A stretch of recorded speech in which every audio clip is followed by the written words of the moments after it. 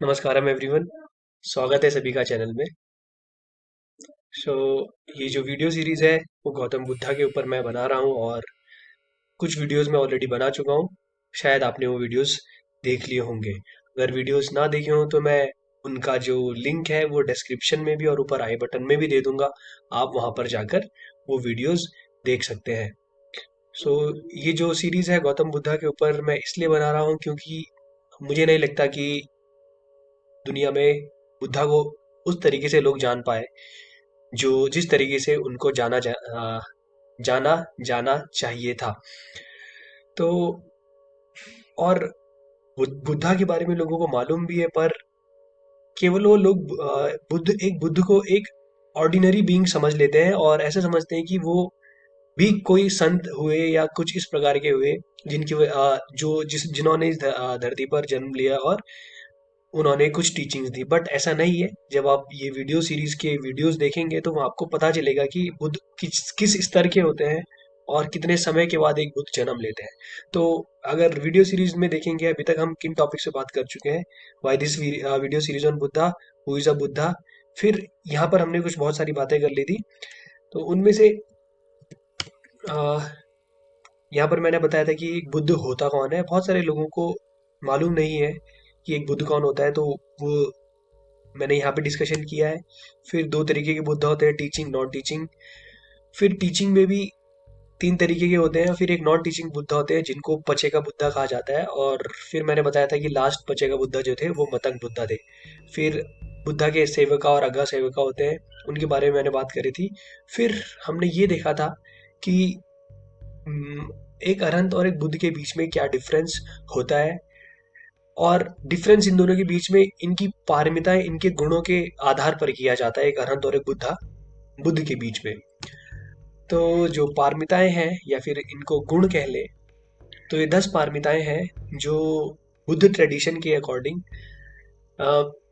हर किसी व्यक्ति जो मोक्ष को प्राप्त करना चाहता है उसको ये 10 पारमिताएं पूरी ही करनी होती है। अगर आपको अरहंत बनना है तो आप एक मटके के बराबर सारी अलग अलग पारमियां पूरी करेंगे, और अगर आपको एक बुद्ध बनना है तो एक लगभग सागर के बराबर आपको ये पारमिताएं पूरी करनी होती है। तो इन पारमिताओं या गुणों के बारे में बात कर लेते हैं। सबसे पहली पारमी है दान पारमी। सो जो भी चीज़ें यहाँ पर बताई जाएंगी वो एक रेफरेंस मेरे लिए श्री एस एन गोयनका जी हैं, और एक विपश्यना मेडिटेटर है जिनसे मेरी बातचीत होती रहती है। तो दान पारमी, दान अकॉर्डिंग टू बुद्धा दान कैसा होना चाहिए, जिसमें आप अगर कोई दान दे रहे हैं तो उस दान देते वक्त आपके अंदर ये भाव नहीं होना चाहिए कि इसके बदले में मुझे क्या मिलेगा। अगर आप ऐसा सोचेंगे तो ये एक बिजनेस हो जाएगा कि मैं इसे दान दूंगा और बदले में मुझे कुछ और मिलेगा। ये ऐसा भाव आपके अंदर नहीं आना चाहिए। तो दान देते हुए केवल और केवल अगर सामने वाला कोई किसी भी चीज़, अगर सामने वाला कोई ज़रूरतमंद है, कुछ ऐसा है, तो आप उसको दे देंगे अगर आपको लगता है। बस केवल और केवल आपके अंदर ये भाव नहीं आना चाहिए कि मैंने इसको दिया और मुझे कुछ इसके बदले में ज़रूर मिलेगा। ये बिजनेस हो जाएगा। ये आपके पुण्य में काउंट बिल्कुल नहीं होगा, या फिर दान पारमी में ये बिल्कुल भी गिना नहीं जाएगा। इसके बाद शील पारमी। शील पारमी के बारे में अगर हम बात करें तो अ, शील का मतलब शायद लगभग लगभग हर किसी को पता होगा कि कुछ चीज़ें आपको मेंटेन करके रखनी होती हैं, जिनका पालन करके रखना होता है। जैसे शील पारमी के अंदर 5 पारमियां हैं, 5 शीलों का पालन करना होता है, जिसमें से पहली है हिंसा ना करना, दूसरी चोरी ना करना, तीसरी व्यभिचार ना करना, झूठ ना बोलना, नशा ना करना। तो अगर आप इन पारमिताओं को देखोगे तो इनको लगभग लगभग एक कैटेगरी के अंदर डाला जा सकता है। मतलब कि जो पारमिताएं हैं, शील जो है, आपको शील 3 लेवल पर मेंटेन करनी होती है, 3 स्तरों पर आपको इसको मेंटेन करके रखना होता है। इसको कहा जाता है, एक होता है वाचिक, मतलब आप मुंह से बोले। दूसरा कायिक, आपने शरीर से एक्शन करा। तीसरा मानसिक। फॉर एग्जाम्पल चोरी चोरी का एग्जाम्पल अगर हम ले तो मान लो कि आपके सामने कोई वस्तु आई और आप उसको खरीद नहीं सकते, कुछ मतलब वो आपकी क्षमता में नहीं है, तो आपके दिमाग में आएगा कि काश ये मुझे मिल जाती। और ऐसा भी हो सकता है कि आप मन ही मन उसको चोरी कर लें।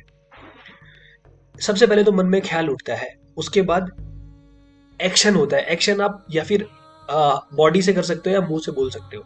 तो मुंह से कर सकते हो।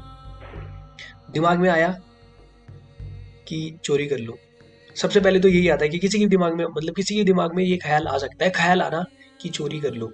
फिर उस चोरी को अंजाम देने के लिए आपको हाथों से कुछ, बॉडी से कुछ एक्शन करना पड़ेगा।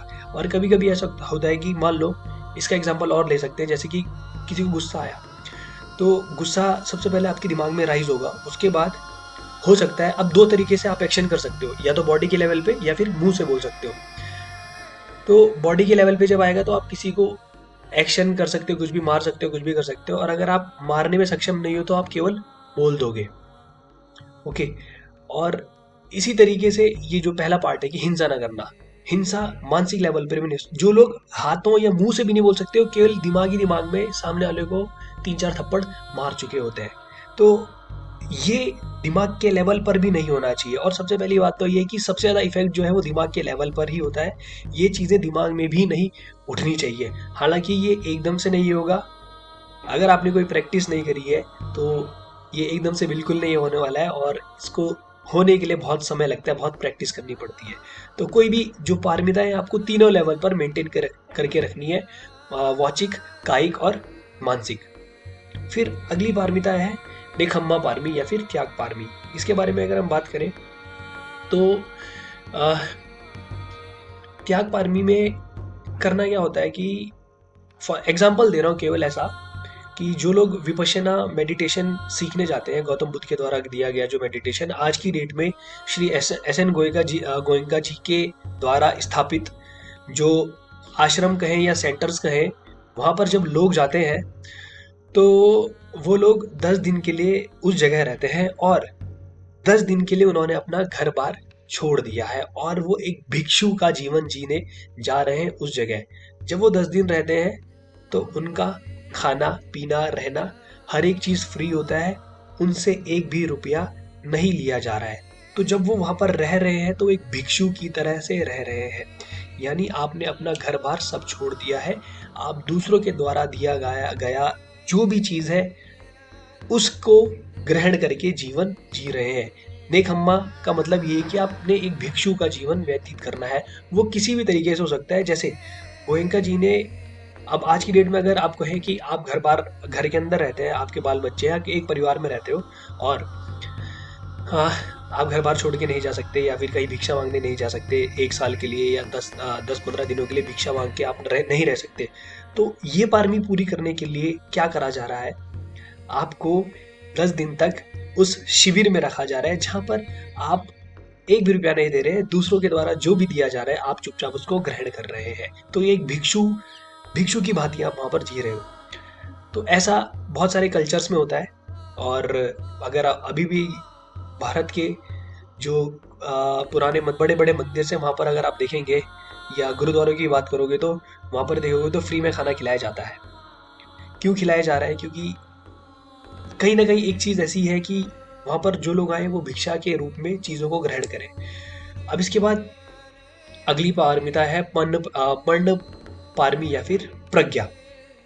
प्रज्ञा का अगर मैं एक एग्जांपल दूं, प्रज्ञा जो होती है वो एक, प्रज्ञा को अगर आप इंग्लिश में भी बोलो तो ये विजडम होती है। तो ये कैसे क्रिएट हो, किसी के अंदर विजडम कैसे है? जैसे अगर आप पुराने लोग, मतलब हमसे अगर कोई बड़े लोग होंगे तो उन्होंने हमसे पहले कुछ चीज़ें अपने जीवन काल में देख ली होंगी, और उनको हमसे ज़्यादा एक्सपीरियंस रहता है, या फिर उनकी जो विजडम है हमसे बहुत ज़्यादा रहती है। तो ये विजडम उन्होंने कैसे डेवलप करी? क्योंकि उन्होंने जीवन को होते हुए देखा। जैसे अगर आप कुछ काम करने जा रहे हो, अपने दोस्तों के साथ घूमने जा रहे हो, तो आपकी मम्मी कभी कभी मना कर देती है कि आजकल नहीं जाना है। और अगर गलती से आपने कभी उनकी बात टाली होगी या कुछ झूठ बोलकर आप कहीं चले गए होंगे तो आपके साथ कुछ घटित भी हुआ होगा। मेरे साथ बहुत बार ऐसा हुआ कि अगर मेरी मम्मी ने मुझे कुछ करने के लिए मना किया और मैंने वो कर दिया तो मेरे साथ चीज़ें घटित हो गई जो मेरे लिए अच्छी नहीं थी। तो वो विजडम चाहे जो भी आपके घर के बड़े, उन्होंने एक टाइम पीरियड में गेन करी है। तो ये विजडम जो है, आपको इस विजडम का भी, इस प्रज्ञा का आपको एक घड़ा भरना है। और एक और, अगर मैं इसका एक और एग्जांपल दूं यहाँ पर, तो जैसे यहाँ पर लिखा है शील पारमी, शील पारमी में लिखा है कि हिंसा ना करना, इतना बता दिया गया है। लेकिन आपके दिमाग में सवाल उठेगा कि हिंसा क्यों नहीं करनी चाहिए। तो हिंसा क्यों नहीं करनी चाहिए, ये आपके दिमाग में सवाल उठा, और आपको जिस दिन ये रियलाइज हो जाएगा कि हिंसा क्यों नहीं करनी चाहिए, उस समय आपकी प्रज्ञा डेवलप हो गई। आपने देख लिया कि हिंसा क्यों नहीं करनी चाहिए। अगर आपके सामने अगर आपने किसी कभी भी अगर चिकन शॉप या किसी भी चीज़ को, किसी भी शॉप में गए होंगे, वहाँ पर अगर आप किसी किसी मुर्गे या किसी किसी भी जानवरों को कटते हुए देखोगे, तो आपको पता चलेगा कि उस जानवर को दर्द हो रहा है, और वो एक डर में अपने प्राण छोड़ रहा है, बहुत सारी चीजें हो रही है। तो उस समय अगर आप उस चीज को देखो कि इसको भी दुख हो रहा है या इसको भी दर्द हो रहा है, तो कहीं ना कहीं आपके अंदर एक विजडम डेवलप होगी कि मुझे ये नहीं करना चाहिए। हालांकि इसका और हाई लेवल पर भी विजडम आती है कि हमें किसी और को क्यों नहीं मानना चाहिए, बट ये छोटे स्तर का विजडम आपके अंदर आएगा। ऐसे ही धीरे धीरे धीरे आपका जो विजडम है या जो प्रज्ञा है, उसके स्तर धीरे धीरे बढ़ते हैं जैसे जैसे आप अपनी साधना में आगे बढ़ेंगे। फिर उसके बाद पांचवी पारमी है वीर्य पारमी। वीर्य पारमी के बारे में अगर हम बात करें, तो वीर्य पारमी का मतलब है कि एक आदमी किसी काम को करने के लिए कितना एफर्ट डालता है। एग्जाम्पल अगर मैं दूं इसको समझाने के लिए, तो एक बार गौतम बुद्ध को कोई पूर्व जन्म था। उस पूर्व जन्म में वो एक व्यापारी होते हैं और वो एक नाव से जा रहे होते हैं, और नाव में किसी कारण से पानी घुस जाता है, तो वो समुद्र के बीच में उन्हें नाव से कूदना पड़ता है। और कहा जाता है कि वो 7 दिन और 7 रात से लगातार तैर रहे होते हैं। तो उसी समुद्र के में कोई हायर लेवल का बीइंग रहता था। ऑब्वियसली ऐसे 31 प्लेन्स के बारे में गौतम बुद्ध ने बोला है, तो हायर लेवल का एक बीइंग रहते थे।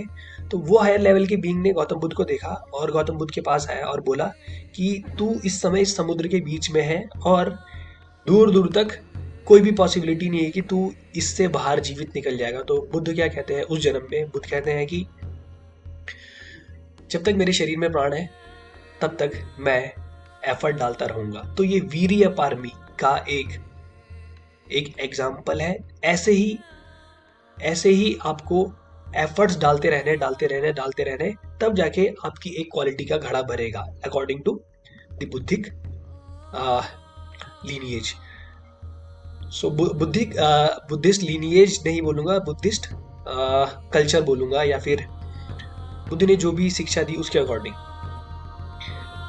सो अगली पारमी है खांति पारमी। सो छठी है खांति पारमी। खांति पारमी से हम क्या समझते हैं? टॉलरेंस। खांति को टॉलरेंस भी बोला जाता है। अब ये पारमी अब कैसे डेवलप होगी किसी भी व्यक्ति के अंदर? मान लो कि जब एक व्यक्ति नया नया कोई मेडिटेशन सीखता है और वो मेडिटेशन कर रहा है, शुरुआती दौर में मेडिटेशन कर रहा है, और ऐसा होता है कि आप चाहते हैं कि कोई भी डिस्टरबेंस क्रिएट ना हो, लेकिन जब आप बैठे हैं और मान लो कोई व्यक्ति ऐसा आपके बगल से गुजरा जिसको ये आइडिया नहीं है कि आप क्या कर रहे हैं, और वो आके आपको किसी भी तरीके से डिस्टरबेंस क्रिएट कर सकता है, हल्ला कर देगा या खटपट कर देगा। तो ऐसे में होता क्या है, शुरुआती दौर में जब एक नया साधक होता है, वो गुस्सा होने लगता है कि ये क्या कर रहा है, इसको मालूम नहीं है कि मैं यहाँ पर साधना कर रहा हूँ। परंतु जब वो धीरे धीरे आगे बढ़ता है तो उसे ये दिखता है कि ये व्यक्ति अज्ञानी है, मूर्ख है, इसे नहीं मालूम है कि इसकी वजह से मैं डिस्टर्ब हो रहा हूँ, और ये जो साधना मैं कर रहा हूँ वो मेरे लिए कितना इम्पोर्टेंट है। तो जब व्यक्ति को ये दिखने लग जाता है कि सामने वाला व्यक्ति किसी अज्ञानवश मेरे को डिस्टर्ब कर रहा है, तो इसका मतलब है उसके अंदर खांति डेवलप होने लगी है, और जैसे जैसे ये खांति बढ़ने लगेगी वैसे वैसे उसकी पारमी का जो घड़ा है वो भरने लगेगा। इसके बाद अगली जो पारमी है वो है सच्च पारमी। सच्च पारमी क्या कहती है? सच का मतलब आप समझ रहे हो कि सत्य। और आप कहोगे कि यहाँ पे जो शील पारमी है, शील पारमी में भी ये बोला था कि झूठ ना बोलना। लेकिन सच्च पारमी क्या कहती है कि व्यक्ति को हर समय सत्य से सत्य का बोध होना चाहिए व्यक्ति को हर समय। मतलब सत्य के बोध होने का मतलब क्या है कि जो भी चीजें आप अपने सामने देख रहे हो, ये सारी की सारी चीजें, जितनी भी चीजें घटित हो रही है, सब अनित्य है। जैसे मैंने बोलना शुरू करा और थोड़ी देर के बाद ये खत्म हो गया, तो चीजें उठेंगी और थोड़ी देर के बाद फिर बैठ जाएंगी, उठेंगी फिर बैठ जाएंगी। जैसे कि सूरज आया, फिर सूर्य देव चले गए। ऐसे बहुत सारी चीजें हैं जीवन में। जैसे दुख आए, दुख चले गए, सुख आया, सुख चला गया। तो ये सत्य है। सत्य का मतलब है, सच का मतलब है कि सच के साथ कांटेक्ट में रहने का मतलब है कि आपको हर मोमेंट पे ये मालूम है कि जितनी भी चीजें यहाँ घटित हो रही हैं वो अनित्य है और एक ना एक समय के बाद वो खत्म होनी ही होनी है। तो आप उनको लगाकर अपने सीने से नहीं बैठोगे। तो ऐसे में क्या होगा कि जब वो खत्म होंगी या शुरू होंगी तो आपको ज्यादा फर्क नहीं पड़ने वाला है। अब इसके बाद जो 8वीं पारमी है वो है अधिष्ठान पारमी या फिर स्ट्रॉन्ग डिटर्मिनेशन। अभी क्या इसको किस तरीके से समझाया जाए? अधिष्ठान का मतलब है कि आपने एक संकल्प लिया और उस संकल्प को पूरा करने के लिए आप कुछ भी कर सकते हैं। मतलब इसको अलग तरीके से नहीं लेना है। जैसे मैं गौतम बुद्ध का एग्जांपल देता हूँ कि जब उन्होंने सारे रास्ते अपना लिए थे, उसके बाद उन्होंने भूखा रहकर भी अपने सारे शरीर को खराब कर दिया था, खत्म कर दिया था। उसके बाद उन्होंने देखा कि ये सब चीज़ें करने से कोई फ़ायदा नहीं है। और उसके बाद फिर पहले उन्होंने अपना शरीर रिकवर करा और फिर जब उनका शरीर रिकवर हो जाता है तो फिर वो पेड़ के नीचे बैठते हैं और इस डिटर्मिनेशन के साथ बैठते हैं, इस ये अधिष्ठान या ये संकल्प लेके बैठते हैं कि आज यहाँ से मैं तभी उठूंगा, अब मैं यहाँ से तभी उठूंगा जब मुझे संपूर्ण ज्ञान हो जाएगा। मैं ये इस दुख चक्र को तोड़ दूंगा या फिर जीवन और मृत्यु के चक्र को तोड़ दूंगा। या तो मैं तब उठूंगा, वरना मैं यहाँ पर बैठे बैठे मेरी मृत्यु हो जाएगी। तो ये है अधिष्ठान पारमी। इसके बाद अगली पारमी है मेत्ता पारमी। अब मेत्ता का एग्जाम्पल अगर मैं आपको देना चाहूँ तो ये क्या बता रही है, जैसे इसका एग्जाम्पल एग्जाम्पल से बहुत अच्छे से समझ आएगा। पहले मेत्ता का मतलब ही समझ लेते हैं। मेत्ता का मतलब है करुणा भाव, या फिर करुणा ज़्यादा इसे बोल सकते हैं, या फिर प्रेम भाव भी एक तरीके से आप समझ सकते हो। पर करुणा मेरे हिसाब से या सबके प्रति एक अच्छा भाव किसी भी व्यक्ति के अंदर, उसको मेत्ता बोलते हैं। अब इसको समझते हैं पहले कि एक बार श्री यशन गोयनका जी जिस समय शिविर लिया करते थे, उस समय की बात है। एक शिविर के उनके ही द्वारा जो शिविर का जिस शिविर का वो संचालन कर रहे थे, उसमें एक व्यक्ति ऐसा आया जिसके दोस्त ने उसको जबरदस्ती वहाँ धोखे से उसको वहाँ फंसा दिया था। 10 दिन का शिविर होता है। ये बोल के कि एक ही दिन में तेरे को एक ही दिन का शिविर होगा और तुझे एक दिन के बाद यहाँ से छोड़ दिया जाएगा। और दरअसल में उसके दोस्त ने, मित्र ने उसको उसको नशे की आदत थी, तो उसका नशा छुड़ाने के लिए उसको विपश्यना के सेंटर में भेजा था, विपश्यना के शिविर में भेजा था। परंतु 3 या 4 दिन बीत जाते हैं और उसे उस व्यक्ति को वहां से बाहर जाने नहीं दिया जाता है। तो वो व्यक्ति गुस्सा हो जाता है और तिकड़म लगाता है कि मैं क्या करूं ऐसा कि मुझे यहाँ से भगा दे। तो वो व्यक्ति सोचता है कि अगर मैं श्री गोयनका जी को कुछ गाली दे दूंगा तो मुझे यहाँ से धक्के मार के बाहर निकाल देंगे। तो जब वो गोयनका जी को गाली देता है तो गोयनका जी उसकी तरफ देखते हैं और उसकी विवशता को देखते हैं कि ये किस विवशता के कारण इसे सच्चाई नहीं दिख रही है, ये किस भंवर में फंसा हुआ है। तो गोयनका जी उसकी तरफ देखते हैं और उसे कुछ महत्ता प्रदान करते हैं, करुणा प्रदान करते हैं। और जैसे ही वो उसको महत्ता प्रदान करते हैं तो उस आदमी की आंखों से आंसू आने लगते हैं और उसका एक तरीके से आप कह सकते हो हृदय परिवर्तित हो जाता है। और उसके बाद आज वो व्यक्ति विपश्यना के शिविर में एक आचार्य की तरह काम करते हैं और लोगों को विपश्यना विपश्यना शिविर लेते हैं। अब इसके बाद जो आखिरी पारमी है, जो मेहता पारमी है, अगर मैं इसकी बात करूँ तो विपश्यना में विपश्यना मेडिटेटर्स जो है, जितना मेरे को ज्ञान है, वो अपने मेडिटेशन के आखिरी में जब उठते हैं तो उस समय मेहता देते हैं। पॉजिटिव वाइब्रेशन वो क्रिएट करते हैं एक तरीके से, और सब लोगों को पॉजिटिव वाइब्रेशन अपनी तरफ से देने की कोशिश करते हैं कि सबका भला हो, सबका कल्याण हो, ऐसा कुछ। इसके बाद आखिरी जो पारमी है वो है उपेक्षा पारमी या फिर इक्वेनिमिटी। अगर इक्वेनिमिटी को अगर देखो तो आप इसको एक तरीके से कह सकते हो समाधि। इसका मतलब क्या है कि आपके सामने कोई चीज प्रकट हुई तो आपने उसको वैसा ही देखा जैसा वो है। फॉर एग्जाम्पल, इसका एग्जाम्पल, अगर आपके सामने कोई मीठी मतलब आपकी फेवरेट डिश आ गई खाने के लिए, जैसे किसी की फेवरेट डिश होती है, फेवरेट मिठाई है कलाकंद, तो उसके सामने कलाकंद आई और वो उसे खाने लगा, तो अब इस समय उसको कलाकंद का स्वाद आ रहा है और लेकिन वो अंदर से और चाह रहा है कि मुझे और मिले और मिले और मिले। तो इस समय वो आदमी इक्वेनमस नहीं है, उसके अंदर या तो राग है या फिर कोई चीज। राग का मतलब है और दो, देश का मतलब है कि और नहीं चाहिए। तो इक्वेनिमिटी का मतलब है कि सच्चाई जो हो रहा है उसको उसी प्रकार देखे। आप अभी खा रहे हो तो आप केवल इतना ही देखोगे कि मैं खा रहा हूँ, और चाहिए ऐसा नहीं करना है। या उपेक्षा का मतलब है कि ना ही आपके मन में राग जगा और ना ही आपके मन में द्वेष जगा। आप जैसे थे वैसे के वैसे ही रहे। जो जो सच्चाई है आपने उसको उसी प्रकार देखा। तो ये 10 पारमियां मैं जिस हिसाब जितनी मेरी समझ है उस समझ के अनुसार मैंने आप लोगों के सामने रखा। मेन पार्ट वीडियो सीरीज का ये नहीं है, परंतु आप लोगों को ये बताना जरूरी था कि ये जो 10 पारमियां है ये हर एक व्यक्ति को, जो जैसा बुद्ध बताते हैं कि हर एक व्यक्ति को ये पारमिताएं पूरी ही करनी होती है किसी न किसी प्रकार से।